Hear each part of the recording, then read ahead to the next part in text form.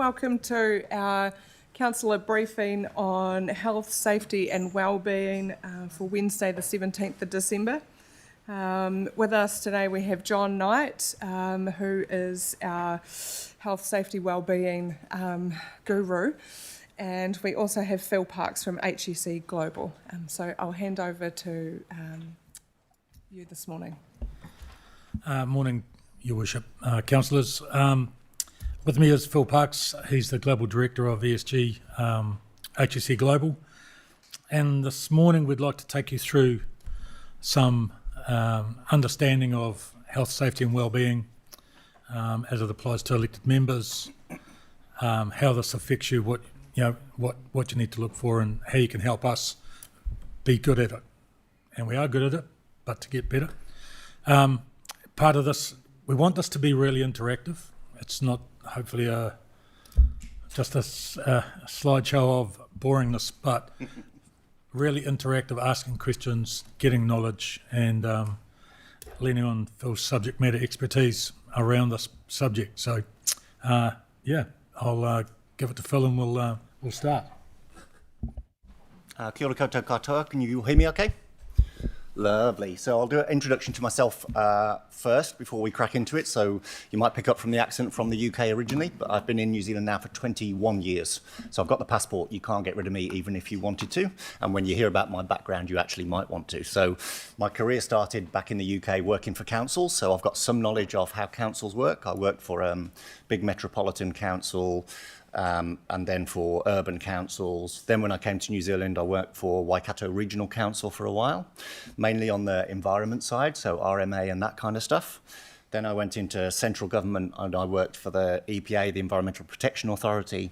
And then on the back of the Pike River incident, I went to WorkSafe, which was the new standalone regulator that was set up on the back of Pike River. I did 10 years there, 5 as a general manager, 3 as a CEO, and 4, that doesn't add up, 4 as a GM, 4 as a COO, and then 4 years of CEO. So I was the chief executive of WorkSafe through the Fakari incident and COVID. So worst time for my first ever chief executive role, I've got to say, but huge amounts of lessons, hopefully some of which I can bring to you today. So I'm very grateful for the time. I know it's your last meeting of the year, I'm told. So lucky you, 90 minutes of health and safety on your last meeting of the year just before Christmas. So as John said, it's not 31, it's not death by PowerPoint. The PowerPoint is mainly to keep me on track, but this is your session, so it's your opportunity to find out what are your legal obligations, what are your governance obligations, and practically how do you meet those obligations from a governance perspective on looking after the council. So ask me any questions on the way through. If there's a slide coming up, I'll just pause the question, but there is no question you can't ask me. If I don't know the answer, I'll just tell you and then I'll go away and look it up. Does that all sound okay? Lovely. All right, so just briefly, it would be really good just to do very quick introductions. I know it's largely a new council, but if you could just give me one line of how long you've been on the council and what your background is, just helps me understand kind of who I'm talking to in terms of health and safety experience. I'll take you through your legal obligations because that's normally top of mind for new governance professionals. They want to know what are their obligations under the law and how do they meet them. Then we'll do some health and safety concepts because to meet your obligations, there's some health and safety concepts that you need to get your head around to help you govern the council and the staff. And then we'll talk about how you do it in practice. So as a councillor, how do you put that into practice specifically for Selwood District Council? And then I want to briefly cover on the most recent health and safety report we did for the council so that you know where the council is currently at in terms of its maturity and performance, and then opportunity for any reflections and debrief. So if you're okay with that, I will crack into it. Okay, firstly, legal roles and responsibilities. So these are under a legislation called the Health and Safety at Work Act. This was brought in 2015 and it was on the back of Pike River. So if any of you weren't in New Zealand at the time, 29 miners killed on the west coast, and it was meant to be a wake up for New Zealand. You know, the concept was you can't have 29 people killed in one incident. On the back of Pike River, there was a Royal Commission. On the back of that, there was a Health and Safety Task Force. On the back of that, they did 2 main things. One is they put new legislation in place, which is this. And the second, they set up WorkSafe because they said it needs a stronger law and it needs a better watchdog. So those were the 2 main outcomes of the Pike River incident in terms of what the government did. So the Health and Safety at Work Act is based on Australian legislation. Basically, we copied it from Australia, we brought it over to New Zealand, and then we made some minor changes to make sure it was fit for purpose. So this law's been in place in Australia for about 10 years now, so it's got a reasonable amount of kind of pedigree of how it works. And then in New Zealand, we've been implementing it here for about 8 years. So there's a decent amount of case law of how it applies in practice and some good case law around how it applies to councils. So if you've got questions about how the law applies to district councils, regional councils and government, we can talk about that. I guess the first and most important thing is the top dot point, which is governance. So on the back of Pike River, what they found was people could hide behind the corporate entity. So Pike River Mining Limited was responsible for health and safety. And what that meant is you'd got directors over in Australia in a boardroom, thousands of miles from the work being done. And they ran the business based on spreadsheets and bank loans and output from the mine. So they didn't understand what was actually happening in Pike River in terms of the explosion risk. And the regulator at the time prosecuted the company, which had gone into default, but there was no individual directors or chief executive held account. And so the purpose of this governance officers is to say, actually, if you are a controlling mind of an entity, whether it's a limited company or a council, if you control the strategy, if you control the finances, you should have some skin in the game, because the decisions you make as governors in terms of where you put resource and the expectations you set for management have an impact on health and safety of workers. So that's the concept behind it. What they're really talking about with officers is directors. So in a commercial entity, it's a board of directors is who they're after. And what they're saying is, you make the big calls, you've got to have some responsibility and some skin in the game. But as you will know, directors doesn't completely relate to things like charities, to councils, to government departments, to joint ventures. So the word officers, when you see it bandied around in health and safety, is code for directors. And it just recognises that people like yourselves still have a similar governance role, but you're not strictly company directors. Does that make sense? So we'll deep dive a bit more into what that means, but just understanding the legislation is important, because when you receive information from management, you need to know what the acronyms are and how it all fits together. So governance officers, that's you, individual obligation. So you're not responsible as a council, as a group of councillors, you are responsible as individual. So that means you have to do due diligence on your own. So you have to ask questions, you can't rely on your colleagues asking questions. So the organisation, same thing, they're talking about a company or a council or an organisation or a charity, but same reason, they have to describe it in a way that captures anything. So the acronym is PCBU, Person Conducting a Business or Undertaking. It's just legislative jargon. It means, for you, it means the council, Selwyn District Council, and any of your CCOs, so they are PCBUs. So any kind of legal company, legal entity, charity, council is a PCBU. And then there's a concept called overlapping PCBUs that recognises that companies don't operate in isolation. So you've got the council, you've got council-controlled organisations, you've got subcontractors who come in and maintain your building, you've got roading contracts, park contracts. So quite often, if you take the example of a building site, you will have 7 or 8 companies all operating on the same site. So then the question is, who's responsible for health and safety? So what the legislation has said is everybody is. Everybody who has influence and control over the work has a role to play, because otherwise people go, oh, I delegated that to my subcontractor, it's not my problem. So that's the way that the government makes sure everybody's still got skin in the game.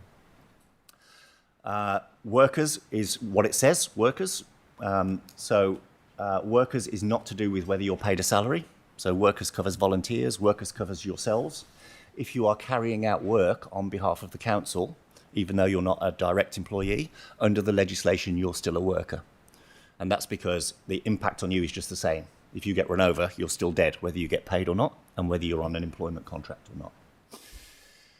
Health and safety reps. So this is about big organisations. One of the things that we'll talk about today is one of your obligations as directors and councillors is to understand the operational risks of your entity. And you can't do that from sitting behind a table. You need to understand the work of the business. And if you do that if you think about Fonterra or Air New Zealand, you've got 10,000 staff, you can't possibly go and ask them what they do and how risky it is. So health and safety reps is a voice of the worker. The employees elect somebody to speak on their behalf, and then your job is to get insights from them about how dangerous is the work, how's their workload going, is there anything you need to do from a director's responsibility to look after them. Basic concept is duty of care. And then others is really important, particularly for councils. So others is people who aren't workers, aren't the PCBU, and aren't directors. So in your context, it's members of the public. So you have a indirect duty of care for people who use your premises, who use your parks, who use your libraries. That's important when I mentioned Fakari. So Fakari, 25 people died, 22 people died, another 25 with, horrific third-degree burns. Only 3 or 4 of them were workers. So if the legislation only applied to workers, the 3 people who were flying the helicopters and driving the boats would have been looked after, but then the 20-something tourists wouldn't have been looked after. So it's an important concept in your mind as councillors. You've got an obligation to your workers, to your staff, but you've also got an obligation to people who use your facilities in terms of that duty of care. I'm just going to pause there because that's a lot. Any questions? Does that all make sense? Yes, I have a question. Just looking at it, that obviously in the early 1970s, the Robins report in Australia kicked off the health and safety, and then looking at your example of Fakari White Island and the scope that work cover tried to prosecute on, what sort of lessons from that applies to us as councillors, given my understanding is from the previous excellent presentation from John, that we have a personal liability. And what I was looking for was some sort of assurance today that the systems are in place to so that I've got confidence that when I go away on my Christmas break, I don't come back to a possible prosecution. Yeah, great question. So the context, Robins was Lord Robins from the UK. They had a similar Pike River back in the 1970s in Aberfan in Wales. So there was a big slag heap on the back of the mine. It fell down the mountain and killed a bunch of school children. So similar kind of impact to Pike River. And what Lord Robins said was the people doing the work need to be responsible. So back to skin in the game. So that's where the legislation came from, the Australian model law. And that's the liability you have. So the council has liability as a corporate entity, so that the council can be prosecuted. And then you as directors, you as councillors, have an obligation, but there's a carve out for councillors, recognising that you are elected members of the community and not commercial directors. You have the obligation, but you cannot be prosecuted. So there is a specific carve out under the Act that says, while you are expected to give effect to the due diligence and do your job, you cannot be prosecuted. So I'll go through it in more slides, but to answer the question directly, as elected members, not talking about CCOs now, as elected members, you cannot be convicted of the offence of not doing due diligence. So to answer your question, you can go on holiday and not worry about being prosecuted while you're on holiday, and then I'll deep dive into more what that looks like. Is that okay? Cool. Elizabeth. You did mention about volunteers are also considered as workers. So does that mean that we're required to produce the same H&S training for our volunteers? And what's best practice of that? What does that look like? Is that an annual training session for all our volunteers? Is it regular checks and balances? I'd just like to hear on that. Great question, thank you. The most important thing about volunteers is think about the human impact, not their contractual arrangements. So because you haven't got the legal liability, a lot of your obligation is a moral one to look after your people.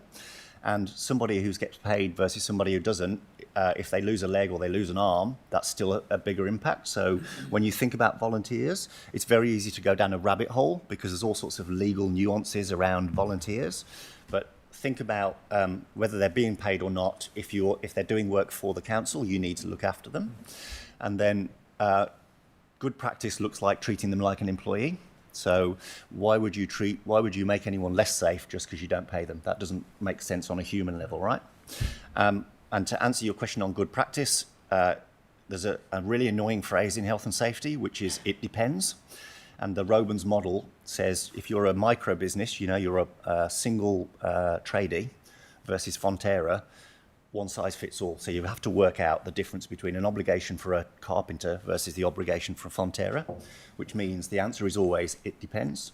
So good practice for volunteers will depend on what kind of work they're doing, what background they have, and what work you're asking them to do. So if you think about, I'll give you two extremes. The lowest risk volunteer would be somebody who comes into a council office and sits on a desk for a few hours to do some community support. They're in a nice, safe environment. You've got security cameras. You might want to train them on customer service. They're tapping a keyboard. They're chatting to people. Very low risk.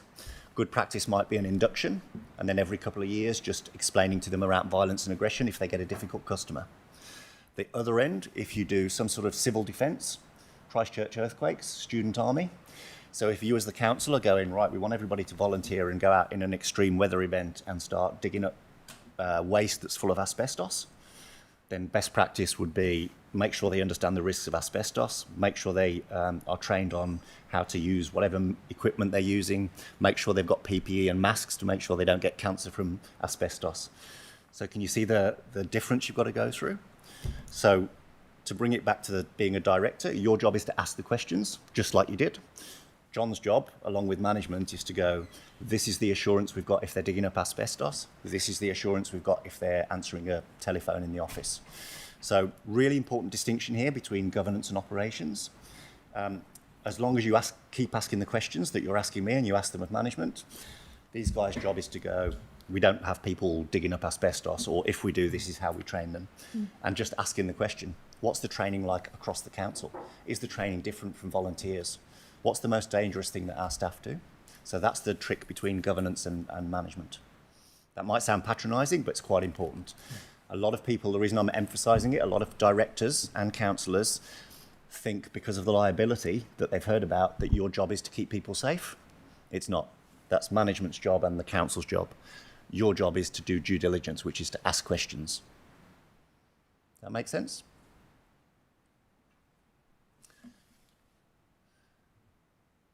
Okay, so specific to you, the question is, who is an officer in Selwyn District Council?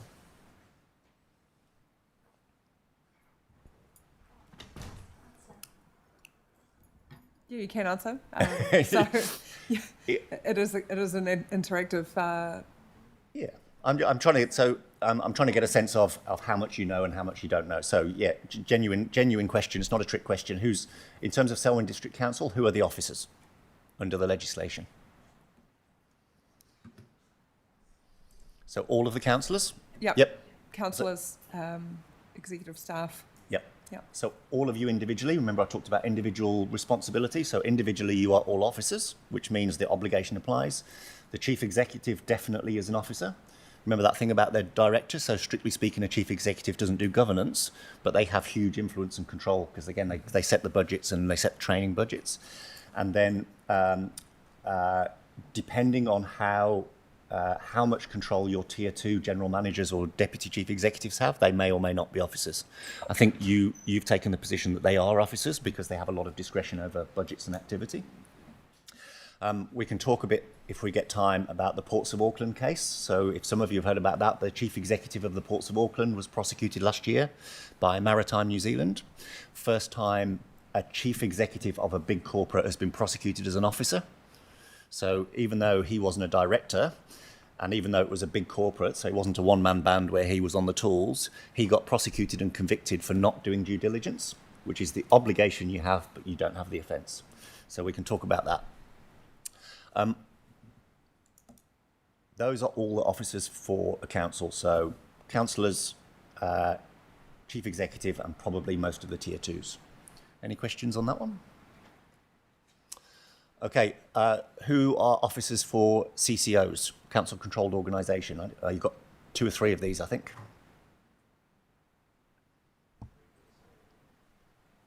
So we have two CCOs, so Selwyn Water Limited and Court. Yep. But happy if anyone else wants to talk rather than just me sitting down the end here talking. But directors, chief executive. So the directors of those CCOs, if they're run as commercial operations, they're classed as a company, they have a board of directors. The board of directors will be officers. And this is an important distinction. You don't have the liability of an offence. You can't be prosecuted as an elected member for performance of your CCO. But if, as an elected member, you are put onto the CCO, if you take up a director role of the CCO, you are an officer. You do have the obligation and you do have the liability.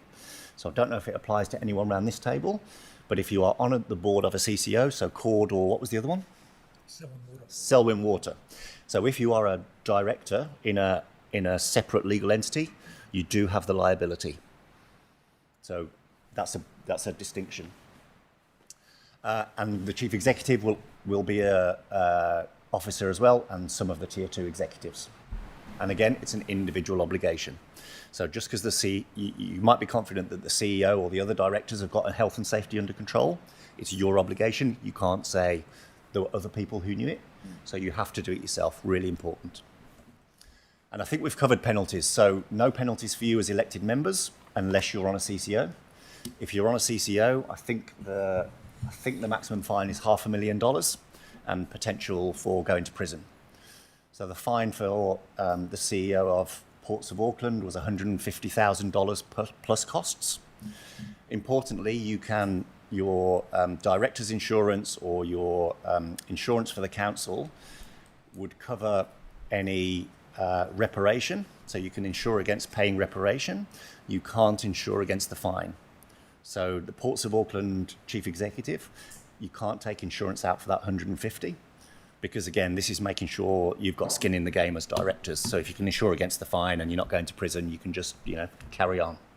So summary of that is if you're on the council but not on a CCO, do it because it's the right thing to do, but you're not going to prison. If you're on a CCO, you have accountability and liability. It's personal. You can't insure against fines, so you need to pay attention to health and safety on the CCOs. Just go to John, has a comment. Thank you. So just in relation to the not being able for the council to take out insurance as a safeguard for the chief executive officer, does that mean that, and hopefully it will never happen, if there was any penalty to a CEO, that it would come out of the CEO's pocket, not ratepayers' money? Yeah, that's right. So there's nothing to stop the council choosing to pay the fine, but the liability is for the person.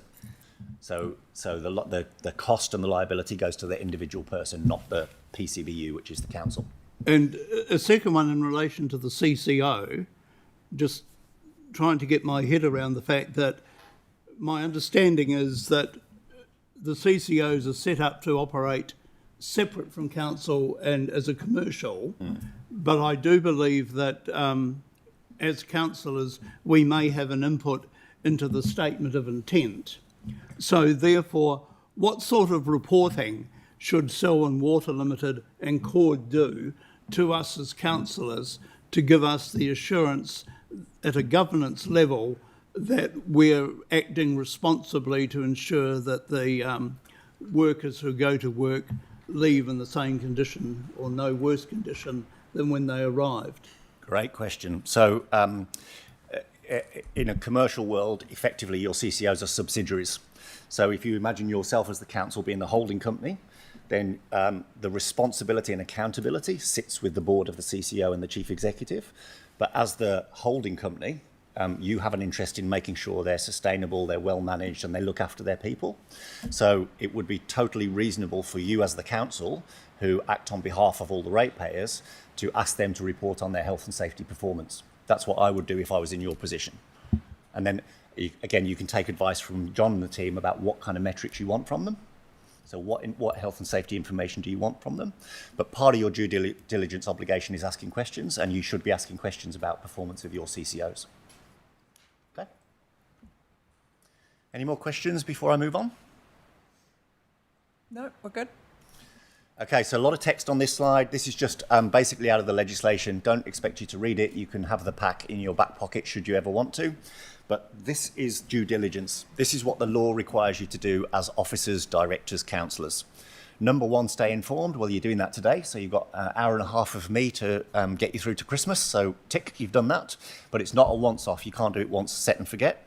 So periodically, your discretion about how often, just get an update on what's been happening, different cases, how it applies to the council, and make sure you understand your obligations.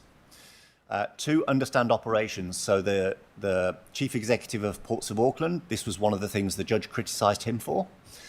Basic concept was you spent too much time behind the desk, you relied on advice and papers from people, you didn't actually go and understand what was dangerous. So you didn't go and have a look about stevedores loading the ship, and you knew it was dangerous because 5 people had already died from that.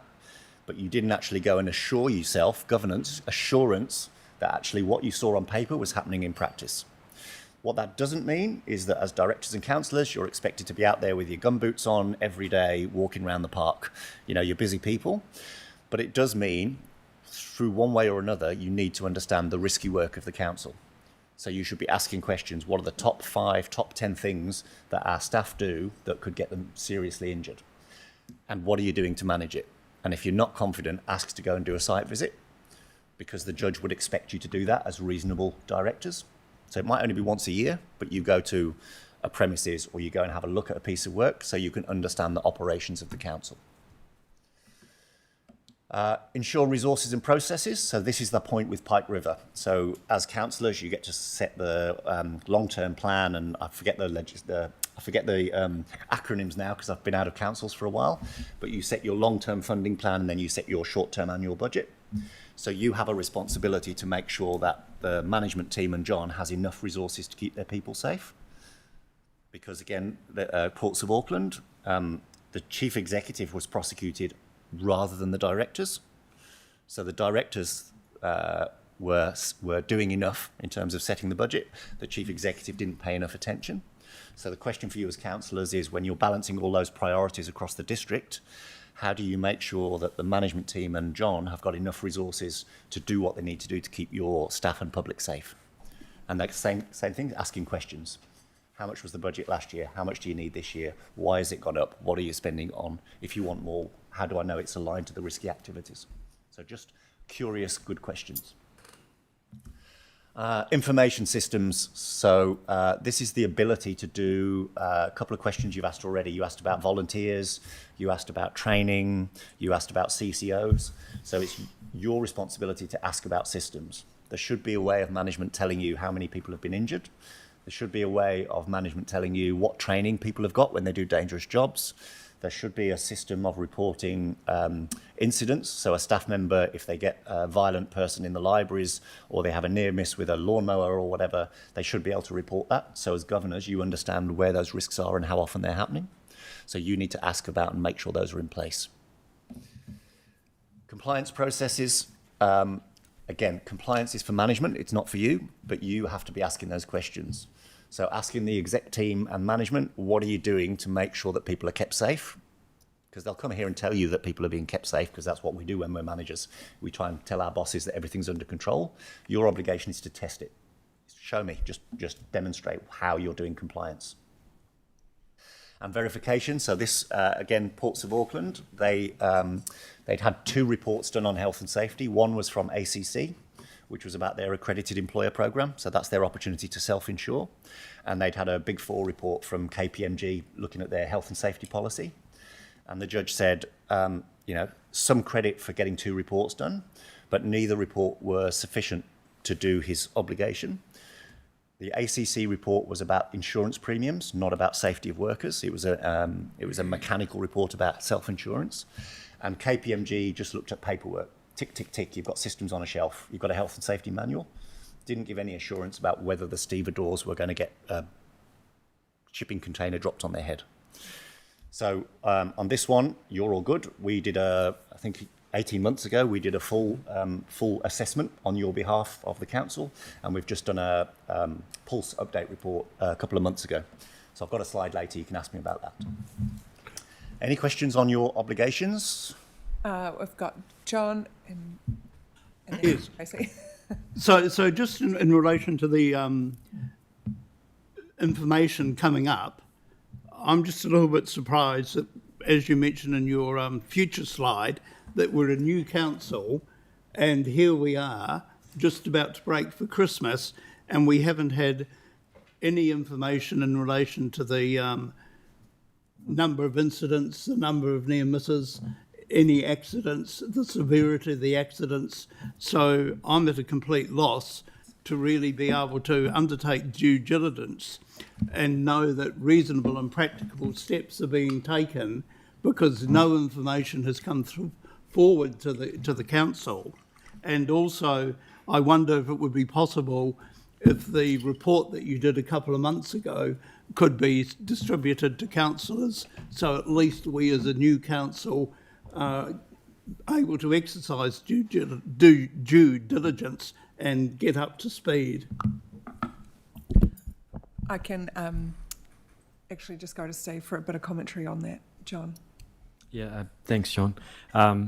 So in terms of, I guess, the work that we do, where our reporting goes at the moment is through the Audit and Risk Committee, and at the November meeting of the Audit and Risk, we presented both a summary of all the lag and lead indicators. So the lag indicators are all the incidents that have occurred over that period of time, and includes summaries of some of those serious incidents and what we've done in terms of investigation. We've also talked, and this is one of the learnings from the HSC Global report initially, was around improving our lead indicator reports. So what are we doing to mitigate the risk before they do materialise? So things like supporting our Health and Safety Committee with our champions who come from across the organisation, around making sure that we're running a critical risk program that has completed and reinforcing the need for the completion of the 6 critical risks we have as an organisation, and then making sure we've responded to the HSC Global report itself. And you may recall, but it's available in the pack on Diligent and on the public website, that we provided the updated the year in review, external review on what are the steps that council has taken since that initial report to improve and further progress our health and safety maturity as an organisation.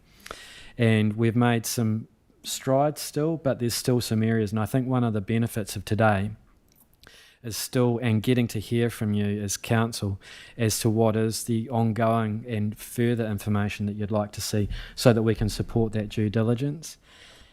You may also, in the new year, have invites already in your calendar to join staff to go and actually do the walk and see work as imagined, not as done, and to actually go and satisfy yourselves by talking to staff that you're getting some assurance of that. So, but certainly all of that's available through Audit and Risk, and updates can be brought through to council, and that's, again, probably one of the things we need to do is keep bringing that through to council on a frequent basis, possibly after the Audit and Risk. But if there's an expectation that you'd like more, then I guess we can discuss that today and understand more about that. Hopefully, John, that answers your question. Yep, no, that's very good, thank you, Steve. So looking at it, and I suppose due to the era that I'm from, maybe a little bit out of touch, but it just seems to me that talking to younger people today, that the psychological safety in the workplace and bullying are quite, major issues for some organisations. How does the council fare on those?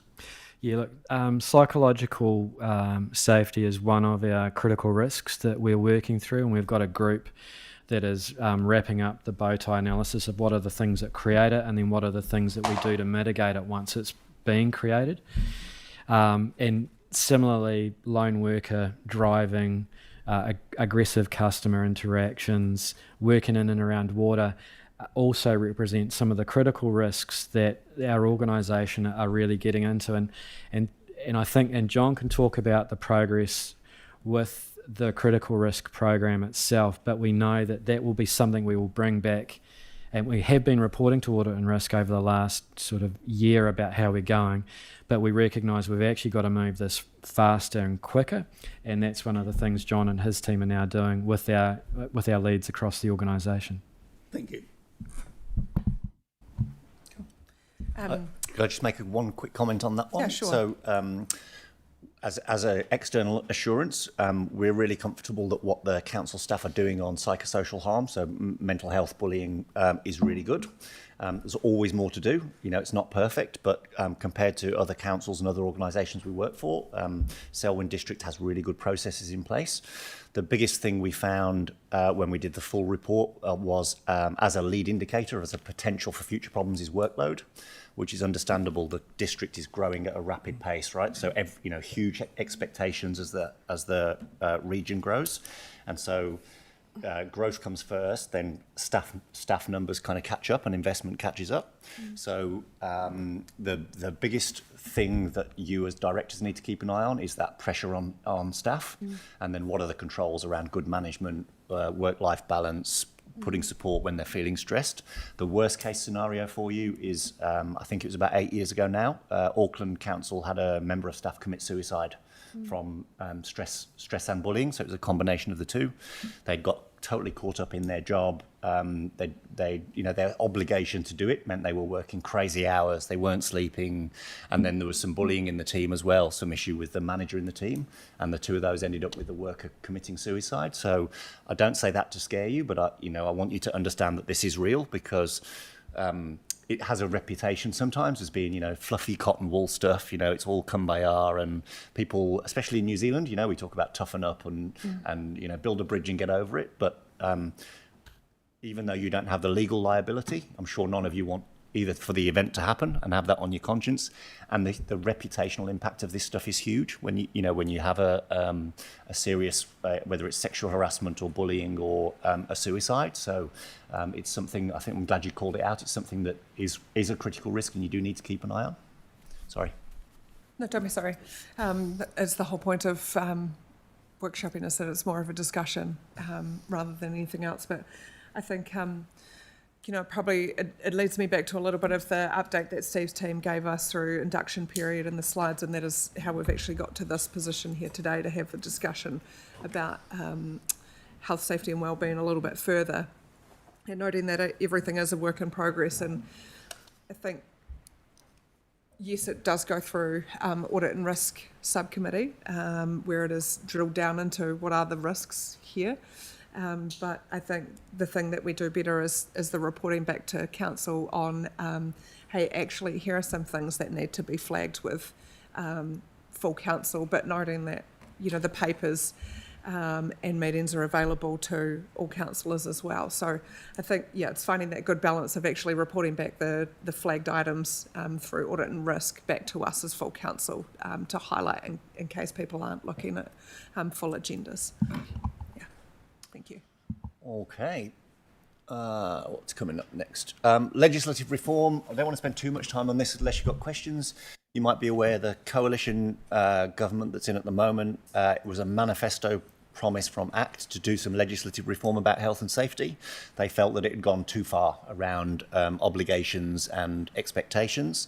So there is a draft bill going through the House at the moment. It hasn't been put out for public comment yet, but the Minister has signalled these areas are being looked at. I don't think there's any specific actions you need to take. I wanted to make sure you were aware of it. And this is one of those obligations where you have to keep up to date. So if and when it happens, you'll need to make sure that you understand the changes that have been put in place by government, which I think are due about May, June next year. So I'm really just putting it on your radar. Do you want me to go through the suggested changes, or are you happy to just leave it until next May when you find out? Interested? Okay, I'll rattle through them.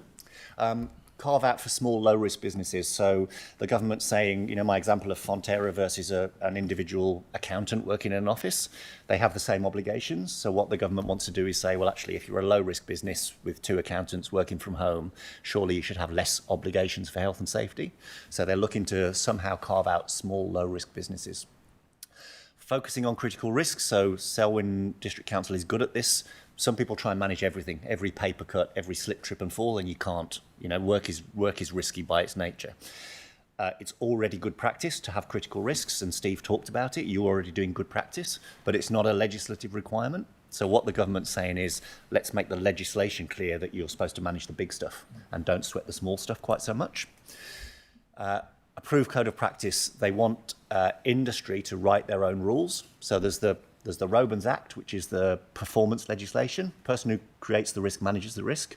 Underneath that, there needs to be a bunch of prescriptive rules, but that has to be industry by industry. So the previous government said, we're going to write them. You know, the government's going to write rules on this with industry. The new government is saying, actually, the industry should write it. We'll rubber stamp it, but you do it. So in your context, that would be local government New Zealand writing an approved code of practice for councils, because you've all got similar risk profiles. Landowner liability is an important one for you. So at the moment, think about, again, for Kari, think about sheep stations. If you own the land and there's an activity on your land, under that overlapping PCBU, you have liability. So for you, if you've got sports taking place on one of your sports field or people coming into your library, if you own the land, you have to make sure it's safe. What the government said is there's certain times when that is unreasonable, and the examples are things like Dock Estate. You know, so Dock owns a third of New Zealand. They can't make sure every pathway's got a fence on it, every sign, you know, a cliff for every sign. So what they're trying to do is limit the liability for landowners. So I don't know how they're going to do it, but they're trying to say it's the person who does the activity on the land, less obligation on the landowner. So that's important because you do have quite high liability at the moment as a council.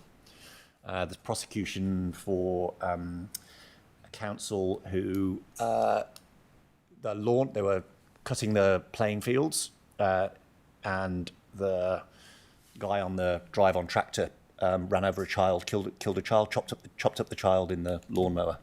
And so the council was prosecuted because it was the council's playing fields and it was the council mowing the lawn.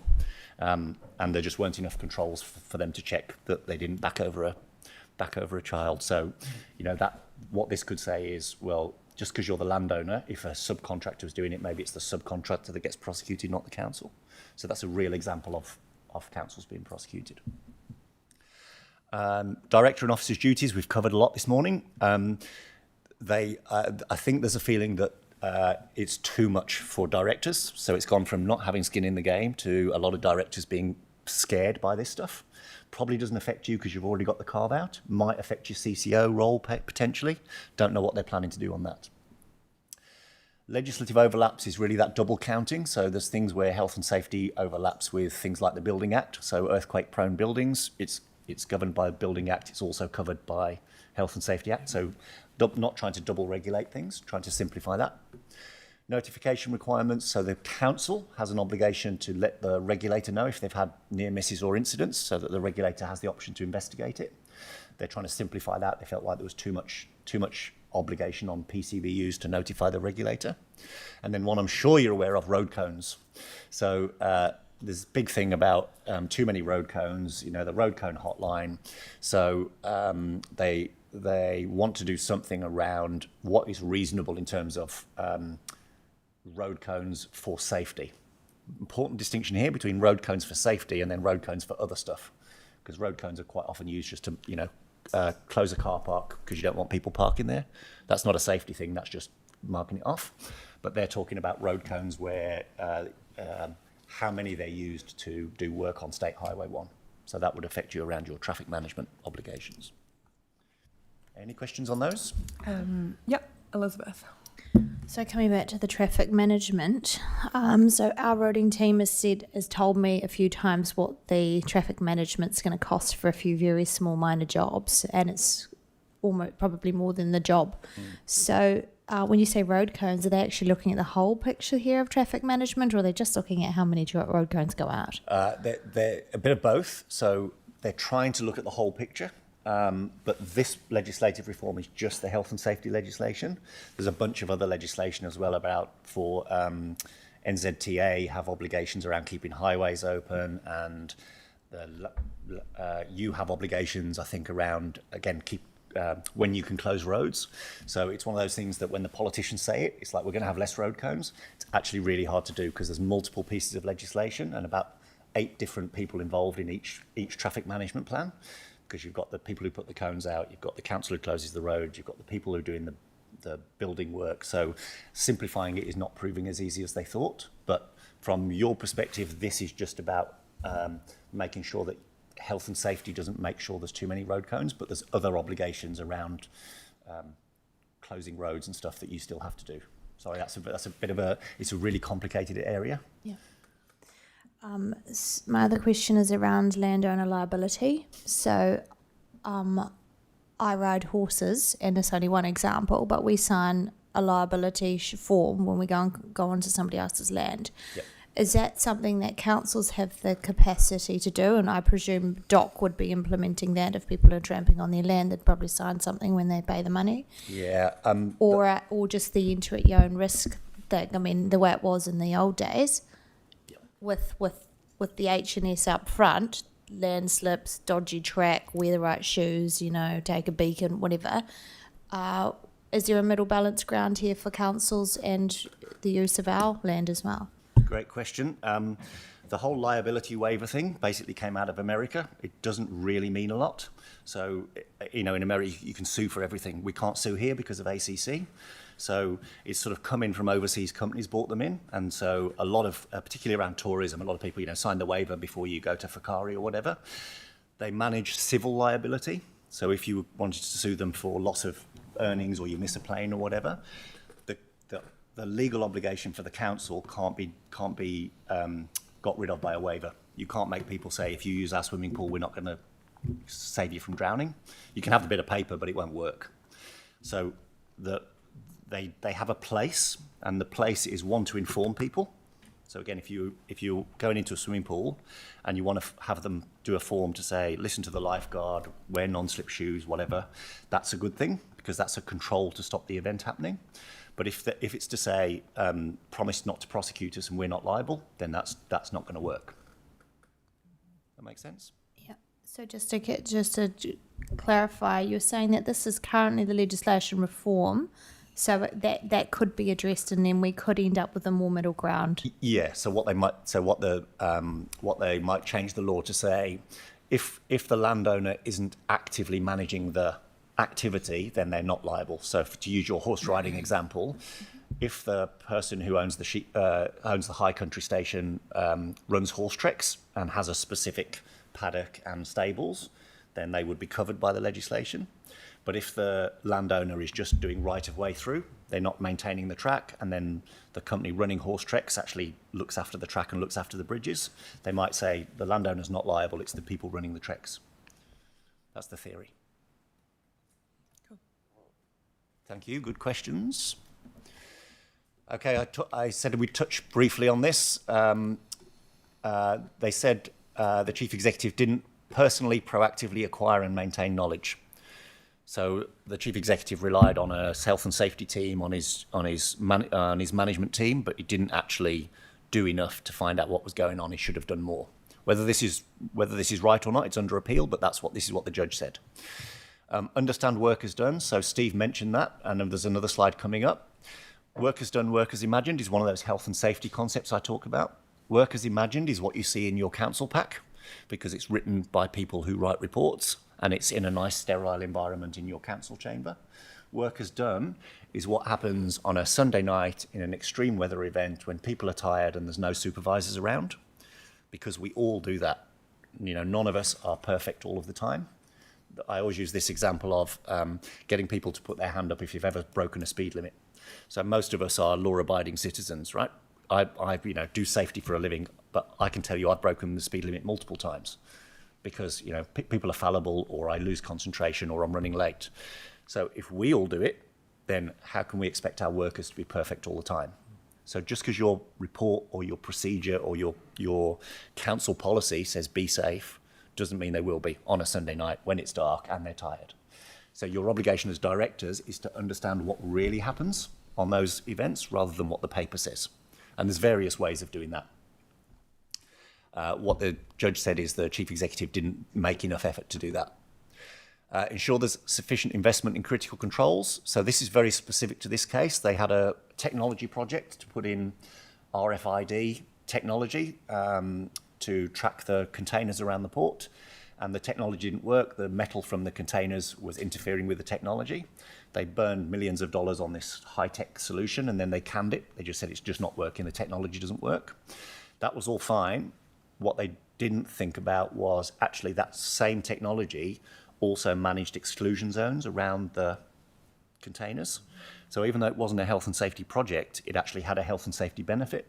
When they cancelled it, they didn't think about the consequences for health and safety. They just made it based on a commercial basis.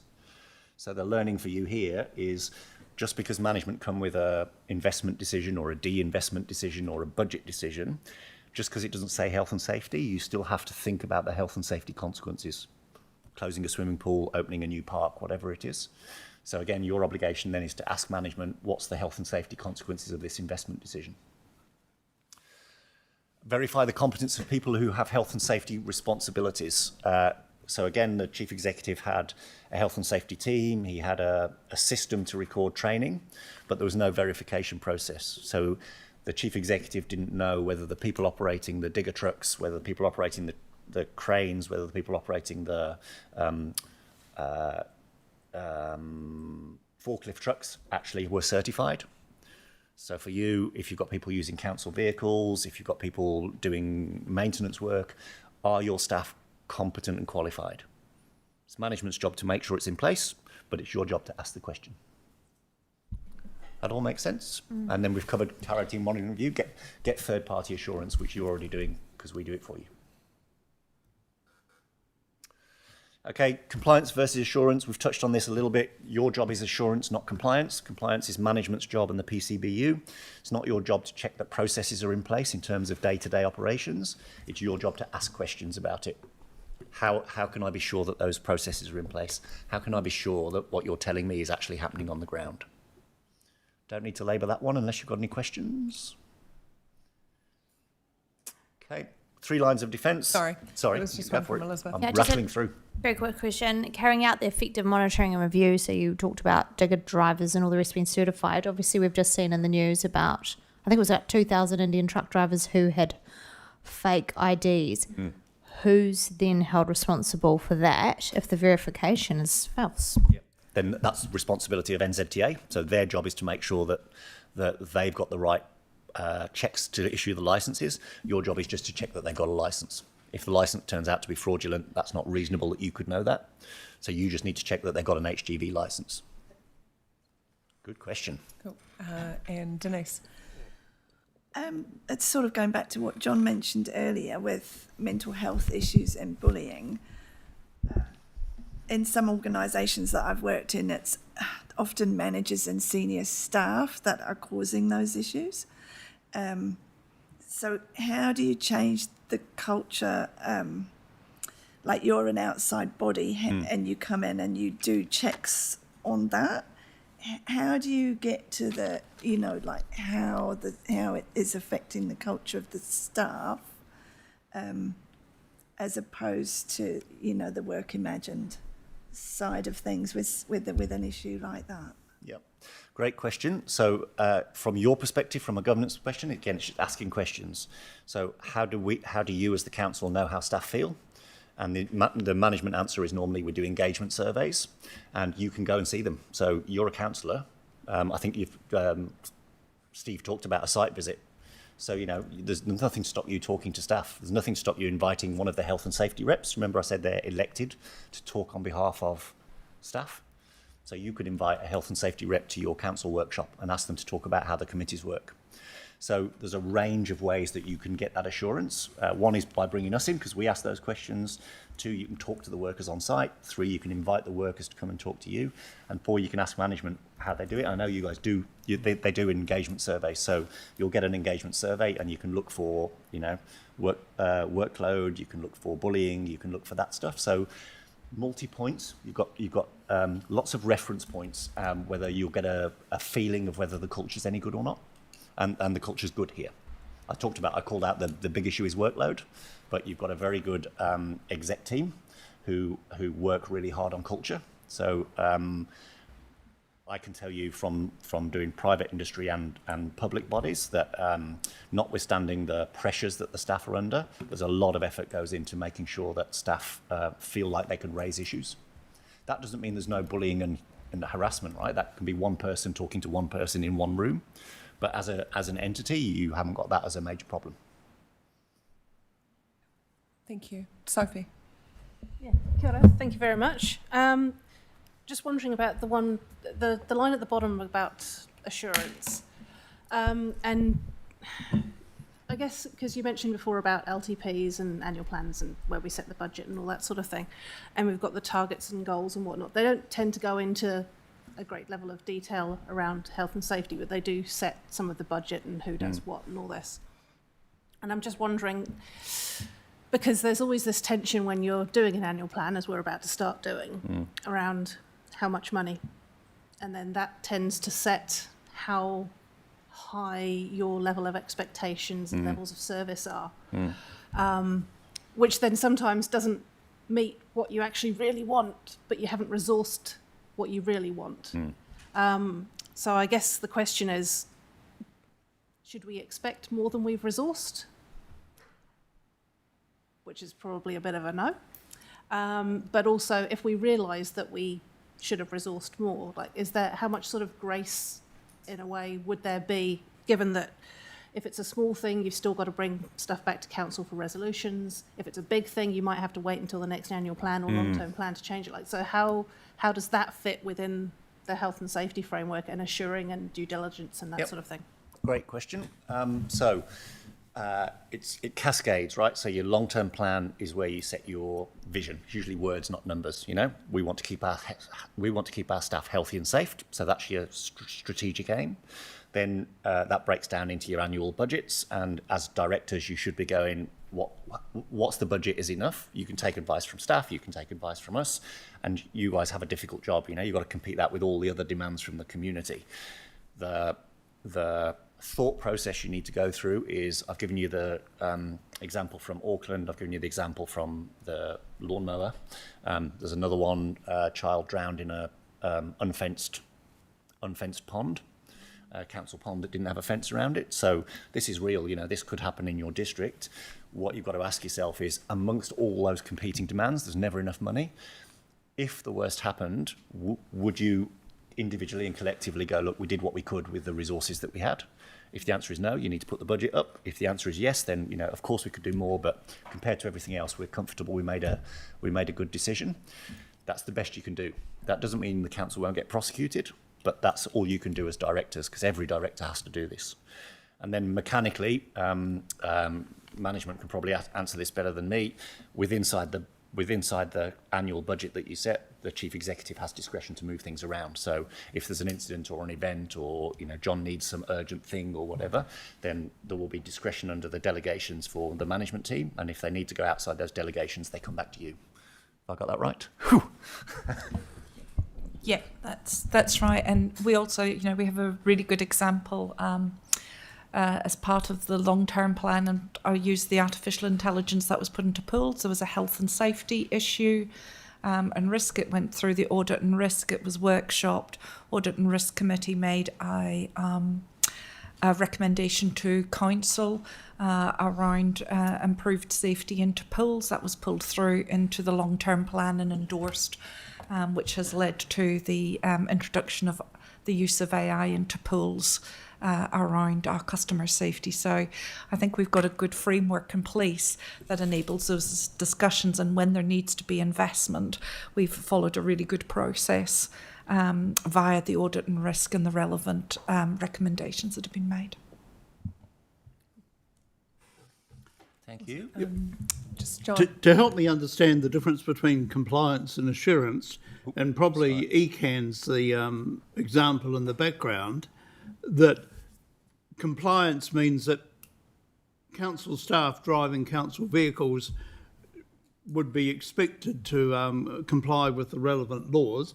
But as you say, I also have to put my hand up for having broken the speed limit on occasions. But so would it be an assurance role if my fellow councillors agreed that maybe there should be a reporting of any infringements issued to staff and council vehicles, so that we're getting this information at the council table, and that gives us an assurance that the public in Selwyn and outside are safe when council vehicles are being driven? Yep, that's a really good governance indicator, because you're asking a question, you're not getting involved in setting the, you know, individual policies, but you're asking for, you know, is it happening and how do I know it's happening? And then the question is, what do we do about it? A lot of businesses and councils use GPS speed control software. So again, that's a control. If you know you've got a fleet of vehicles and you know you're using it, there's a bunch of them on the market that monitor real time, and they'll generate a report for management going, this many vehicles broke the speed limit time. So yeah, there's a bunch of stuff that management can do, and your job is exactly what you've just done, which is just ask the question. Yeah, and that's part of audit and risk reporting back on health and safety. Yeah, so I wonder whether, I'm just thinking about the bow ties that are there and that we have, and whether it's a good idea to circulate the bow ties that we have, so that sort of gives a good overview of what each of the critical risks are, and then the actions that are associated into those that are being done. Or maybe this is a further workshop on from today as the bow tie work, Steve. Yeah, thanks, Lydia. Look, I think there might be an opportunity in, excuse me, in the new year to bring each of the critical risks back on a number of workshops, and actually with the team who are actually doing the work, because the team developing these bow ties are actually the teams responsible for the work being undertaken, and actually bringing that back across the first 6 months of next year, where you get a workshop on each of them and you get to deep dive and understand what's the nature of the risk, what's causing it, and then what can we do to prevent it happening in the first place, and then what are we doing to respond to it once it's happened. And if you're happy, we can pull a program like that together. I know that John and with all of the team around this are actively working, and we'd be more than happy to do that. I wonder whether it's good to circulate, because we have the site visits that are being booked and scheduled, and whether for councillors it might be good to share with them the bow tie or the critical risk that is associated to their site visit, and then that might actually allow for more critical thinking on that space of going, actually, here are some of the things that we are still working through. How is that working on that site? Just to give a bit of pre-thought into that. Cool. Yeah, I think if you're okay with, I think what we can do is each site visit, and I know the team have got a bit of a plan for up until the end of March next year, end of February, that we can send you what are the relevant risks, because in some cases there might be multiple risks present. It could be lone worker, you might have to drive there, and there's water. And so we could share with you the pack of those risks, whereas in another environment, it might be aggressive customers or psychosocial risk. And so, yeah, we can tailor that. So that might be a new year thing before your first visit. Thank you. Elizabeth. So there's been quite a bit of talk about the internal H&S, but I want to know how we feed into external community identified risks, road slips, drainage issues, intersections that are unsafe. Also, even we talked about bullying and mental health, but there's an element of our customers feeling that that's something that we're putting pressure on them. So is there a best practice opportunity where we can gather information from our community and it feeds us into a better health and safety policy that's wider spread than just internal workings? First question. Yeah, great question. There's nothing to stop you doing that. There is no obligation to do that. So the obligation is look after your workers, look after your volunteers. Where you've got subcontractors or where people are using your premises, you've got a duty of care. There's nothing under this legislation that says you've got a duty of care to your broader community. That doesn't mean under the Local Government Act that you can't do it. So you can do that, but it's not under this legislation. So it's just making sure you're approaching it from community versus worker safety. They're different legislative frameworks. Great. And the last comment in that is the consequences are different. So you've got less control over your community at large than you have over your direct workforce. So if there was a priority call in there, it was me. I'd be making sure that morally you look after, the lawnmowers and the swimming pools and the workplace bullying before you start worrying about the community at large, because you've got less levers to pull. So, you haven't got the obligation, but if the judge or the coroner, when they look at this and they go, it's great that you were doing stuff in the community, but you had actual control over your workers that you didn't do. So I think as directors, there's a sort of prioritisation in there. Your main duty of care is to your people first, then the community. The next question is, how do we monitor the workload? Because different people have a different tolerance for a workload. Just wondering if there's a best practice around that. There is. Great question. One of the recommendations in our Pulse report that you will see is that you train your frontline leaders. So there's differences for individuals who are doing the work. There's also difference for people leaders. Some people leaders do this naturally. Others who are more technical might not be so good at that people leadership and asking those questions. So one of the recommendations we've made is that you train your frontline leaders in this stuff. How do they spot people who are struggling? How do they manage workload to get the work done but make sure people aren't working late nights and weekends? What to do about it if they are, how they redistribute work. So that's a skill set that people leaders should be trained on. So that's one of our recommendations. Because as you say, you can't write a policy for this. You know, you can have a policy that says don't work too many hours, but actually, you know, out of hours services and stuff, it's individual. So the most important impact on somebody doing a job is their direct manager. So it's not you or the executive team, it's the person who they deal with every day. So those people need to be trained. John. Yeah, and I suppose it comes back to the psychology and organisational culture, that my understanding is that every person has a primary responsibility to take responsibility for their own health and safety.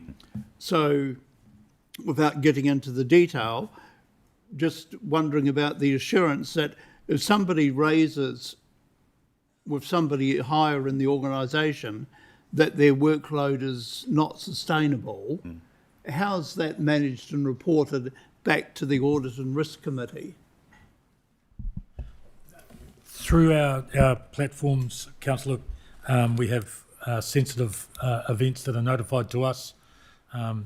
Through the process, we contact those individuals and work through a process with our people and capability team, understanding what the situation is, how that's gone on, but then also report that back to the elected member, to the ELT rather, and depending on the nature of the event, it may or may not be given up as a report. If it's a real privacy issue, they are handled in-house. But from an assurance point of view, I would feel more comfortable. I don't need to know what the issue was. Numbers only. I don't need to know the person, but I would like to know that we're being reported back that there were these number of these events, and this is the resolved, unresolved, and what action was taken. And it sort of, I suppose, relates to the sensitive expenditure. Same principle. We report to Audit and Risk on those events as well, and as part of that, it's open and there for everybody to have a look at. And if there is an inquiry, we're more than happy to answer those. Thank you. All right. I'm just letting you know I'm running behind time, so this is normally I normally do a half day session for directors. I have cut the slides down to 90 minutes, but we're not going to get through them all. So I think it's more valuable to keep the conversation going because they're good questions, but I'll just keep going. And then towards the end, there's a bunch of information about how to do it in practice, which I'll send the slides through. And then if you want another session next year, we might need to do that. Thank you. Okay, 3 lines of defence. Some of you will already know this, but it's worth going through. Most people understand this best in the concept of finance. So you've got somebody who enters a contract, spends money on their staff credit card, spends the money. That's the people doing the work. There is normally a finance team or an accountant that checks that they're following the process and that checks that there's no fraud going on. And then there's normally an external audit of the books. So your annual, your PwC or whoever checks that the finance team are doing what they're doing. Not everybody gets this clear in their mind for health and safety, but it's exactly the same principle. So again, this is your governance mindset. First line people doing the work. It's your frontline workers, also your management team, because your management team are still getting workload issues. They're still on site. So everyone in the council who's doing the work, including your volunteers, are your first line of defence. And then your governance question is, are they competent? Back to the Ports of Auckland. So everybody who's doing work for the council, are they competent? Your second line of defence is John and his team. So who helps them? Who writes the policies? Who does the bow ties, which is just a method of assessing the risk? Who does the reporting? You've asked questions. Somebody's got to gather the data and report. So have you got enough expertise and the right expertise in your second line of defence, which is John and his team and any internal audit function that you've got? Third line of defence is us. So if your first line fails and John and his team miss something, how do you get that external assurance that you've got somebody who's not got any skin in the game that just checks everything's going? So first line, second line, third line. I emphasise this because it's repeating that issue of assurance, not management. So your job is to ask around those three lines of defence. Are they in place? Do you need more? What are you doing? And it's just a really good way when you get council reports to come in to go, is this about the first line? Is this about training staff? Or is this about budget for John and his team to do more health and safety work? Or is this about a budget to bring in somebody to have a look at your equipment to make sure your hoists are up to spec? So first line, second line, third line. Any questions on that one? Tracy. Is it fair to say that from a governance perspective, bringing in somebody like yourself is how we get assurance that the level of risk that we're setting and operating under is reasonable and is not being led by a risk aversion, Yep. either at management level or indeed, I guess, amongst ourselves. Yep. That's exactly right. So the whole point is being objective, right? So, you know, the first line people have a view because they're doing the work day to day, so they're not objective. Your second line will have a personal view and they've got skin in the game. And so the point of bringing in somebody like us is to go, we see it across councils, across private industry. We're a global company, so we can tell you whether you're, you know, down at the bottom end of the bell curve, right at the top end of the bell curve, about average. So yeah, that's part of your assurance of, you know, if I was sitting here going, you know, you've got some big issues at the council, you've got some really dangerous stuff going on, then you should be getting alarm bells. I'm not, by the way, but yeah, that's how you benchmark about, you know, where you are objectively. Thank you.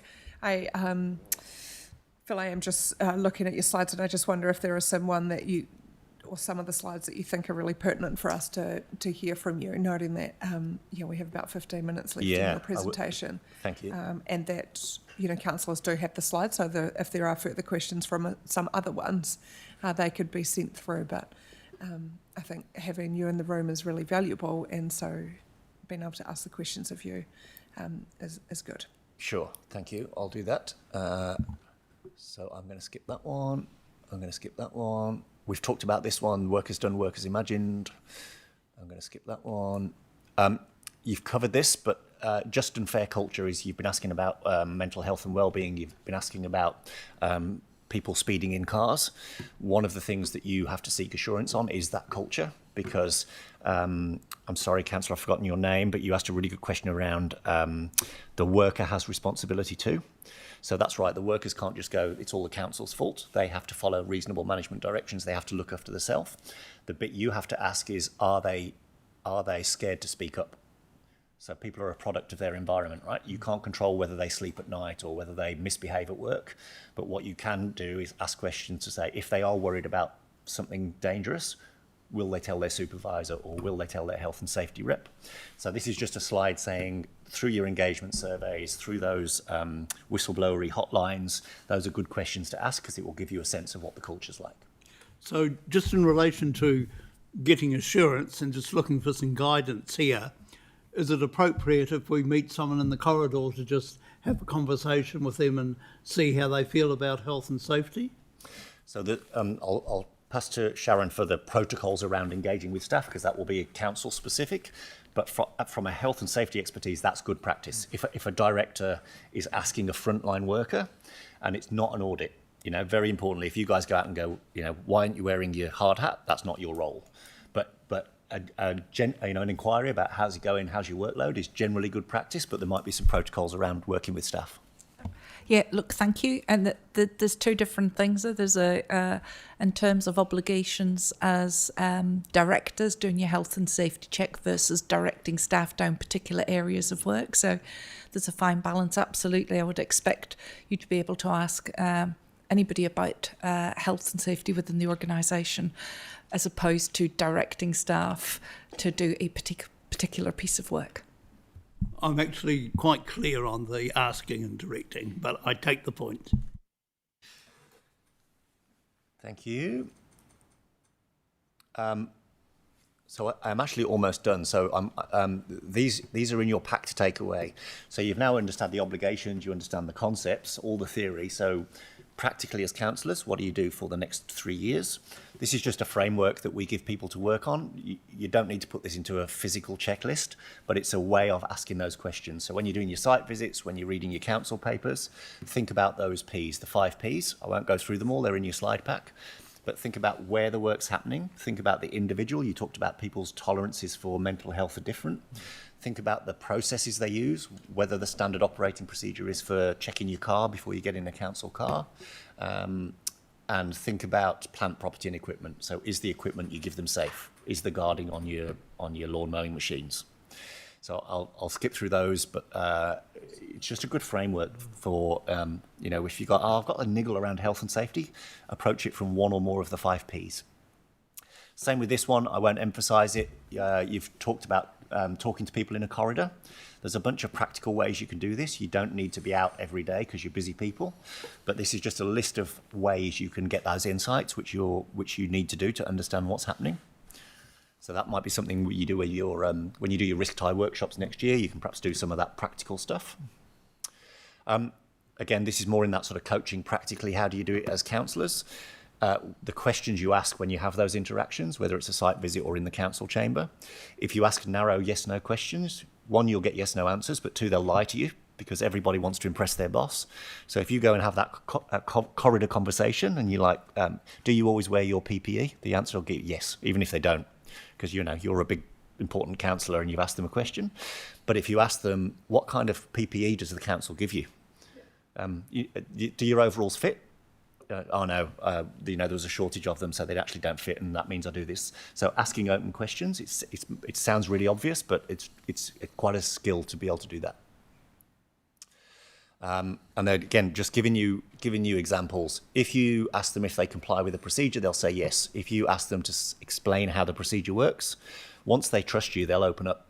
They'll go, actually, the procedure works like this, but we don't do that step because it's old. It's been in there. It's been in the process for a couple of years now, and actually we've got a new piece of equipment, but the paperwork hasn't caught up. That's a good insight. But if you ask them if they follow the procedure, they'll just say yes. I'm almost there. We've talked about maintaining your literacy. You've done it today. Periodically you need to find ways of doing it, and there's pretty low transaction ways of doing it, whether it's reading the paper, policy reforms, having me back annually, however you want to do that. And I'm done. So reflections. These are not to answer out loud. This is for you.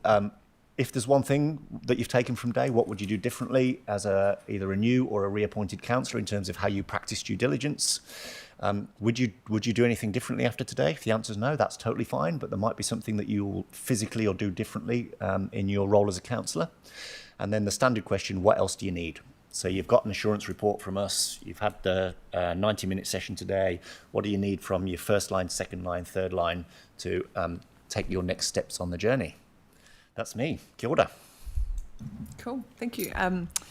We're available for any other questions that councillors might have of Phil, John or Steve in this, but I think the actions I've taken away from this is about circulating our critical risk to councillors, to have that in one space, and also ahead of your site visits. And speaking from my experience of previous site visits, it's actually been really enlightening. And some of the things it's work done, work imagined, and I did a traffic management site visit, and that was really interesting, talking to the TMPs on site around what works for them and what doesn't work for them, and how they can see efficiencies in that space. And so I actually really look forward to the site visits, because it just gives you a different viewpoint of how our people, our CCOs, our contractors are engaging in work, and how you can make it easier for them as well in the space. But happy to open up for questions. And Tracy. Thank you. it's really useful to have something like this, and as you were talking, I was thinking that it's good that it's in the public forum because it's actually, there are businesses out there who can watch this video through our live stream, and they are getting access to that information. So that was one of the things that was going through my head, and sort of building on that again is that there's a lot of views out there on health and safety. You almost don't even need to scratch the surface. People will offer their views, and I think that going through something like this and understanding the range of risks that council is managing is also important from our perspective about us quelling in any misconceptions out there and stuff like that. The more information we have, the more we understand the business that we're working in, the easier it is for us as well to say to people, well, hang on, did you know?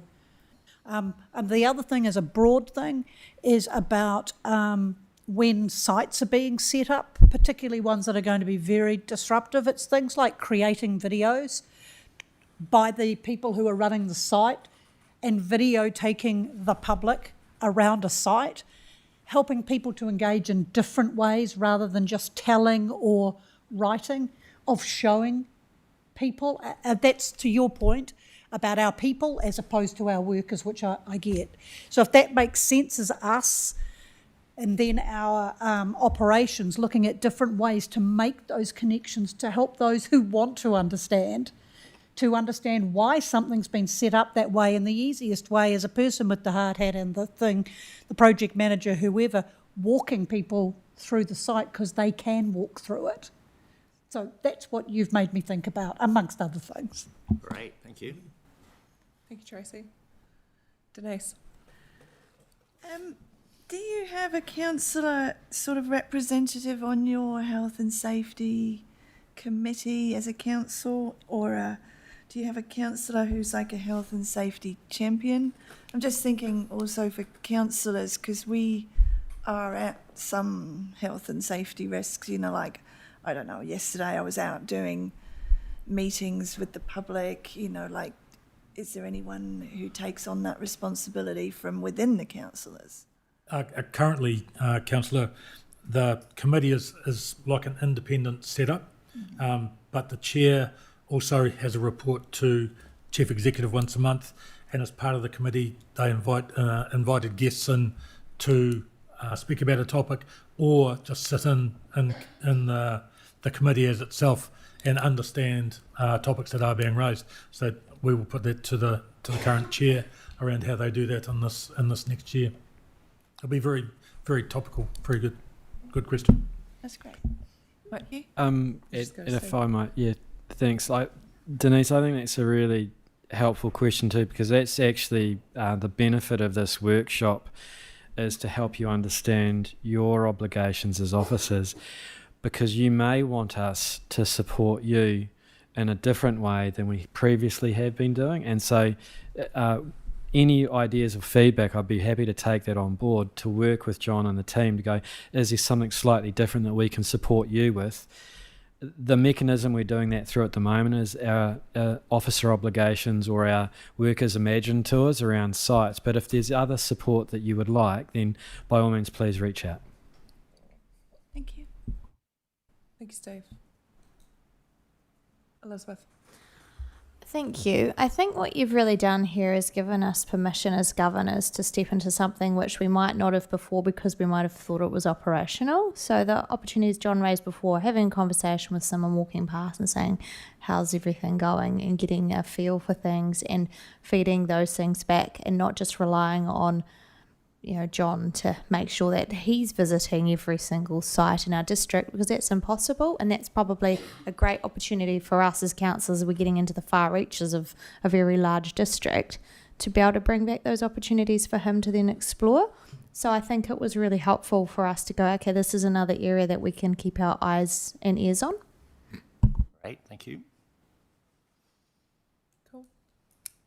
Any more comments or questions around health and safety?